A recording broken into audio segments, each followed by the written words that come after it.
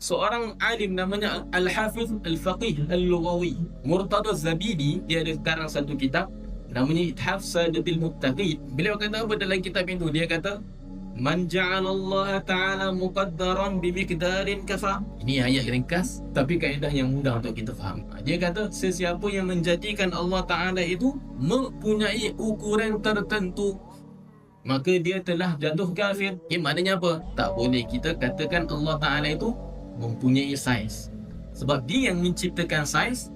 Dia tidak bersifat dengan sebarang saiz. Makhluk pasti tak sama seperti pencipta. Itu akidah kita ahli sunnah wal jamaah. Okay? Maka kalau ada orang dia mengatakan Allah Ta'ala itu bersaiz, sama ada besar ataupun kecil, orang ini tak kenal Tuhan, tak kenal sifat-sifat Tuhan.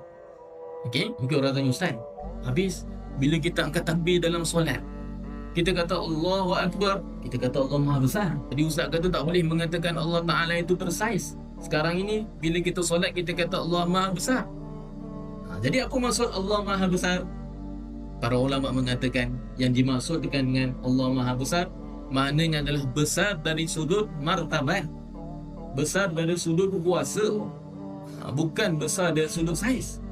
Bukan kita kata Allahu Akbar, kita membayangkan Tuhan itu berada di langit. Tak, bukan seperti itu. Kita kata kuasa Allah itu besar dan tiada sesuatu pun yang boleh kalahkan kuasa Allah. Martabat Allah itu besar dan tiada sesiapa yang boleh kalahkan martabat Allah. Itu maksud daripada Allahu Akbar.